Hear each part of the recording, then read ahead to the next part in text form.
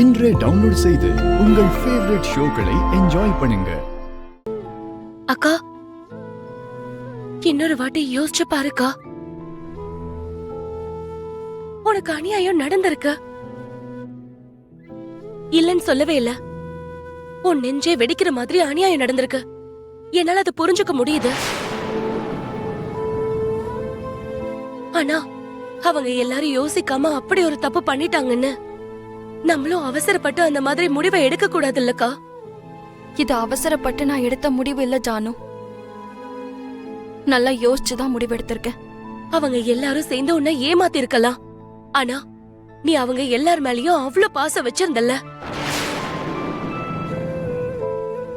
மாமா உனக்கு துரோகம் பண்ணிருக்கலாம். ஆனா மாமாவை நீ அளவுக்கு அதிகமா காதலிச்சல்ல.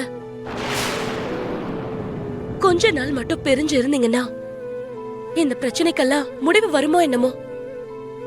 ஏற்பட்ட மிஸ் அண்டர்ஸ்டாண்டிங் எல்லாம் கிளியர் ஆயிடுமோ என்னமோ.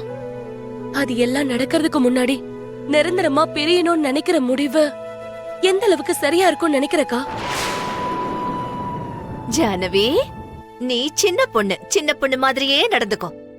அவங்க செஞ்ச காரியத்துக்கு அவங்களுக்கு மொட்டை அடிச்சு கழுத்த மேல உட்கார வச்சு ஊர்வலம் பண்ணணும். அப்படி ஒரு விஷயம் பண்ணவங்க கூட எல்லாத்தையும் மறந்துட்டு ஒட்டிக்க சொல்றியா? உன் அக்கா வாழ்க்கைய நாசமாக்கன உங்க காலடியில போய் உன் அக்காவை கண்ணை முடிக்கிட்டு வாழ சொல்றியா? அப்படி சொல்லல சித்தி. பாரு ஜானு, லக்ஷ்மி சரியான நேரத்துல சரியான முடிவை தான் எடுத்திருக்கா. நீ இப்படி விளங்காத யோசனையெல்லாம் சொல்லி அவ வாழ்க்கைய இன்னும் நரகமாக்க பாக்காத.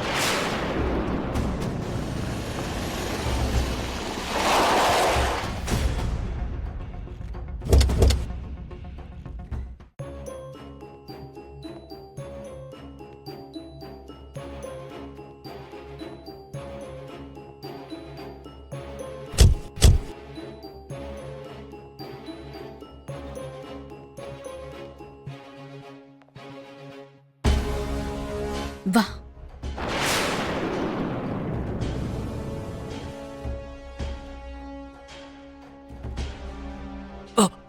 மித்ரா, என்னங்க? நில்லு நில்லு.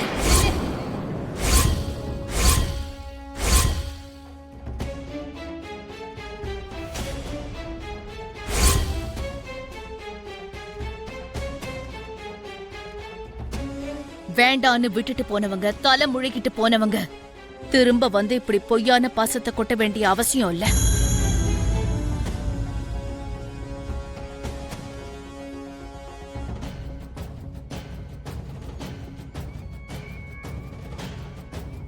சில மனுஷங்க இப்படித்தான்கா. எல்லாரும் தான் மேல இறக்கப்படணுங்கிறதுக்காக வாழ்க்கைய தெருக்கூத்தாக்கிடுவாங்க.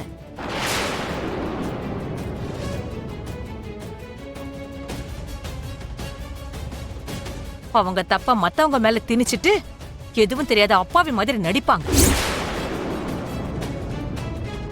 ஒரு சின்ன வாய்ப்பு கிடைச்சாலும் சரி, இதோ இந்த மாதிரி பாசமழை பொழிஞ்சு நடிச்சு ஏமாத்துவாங்க.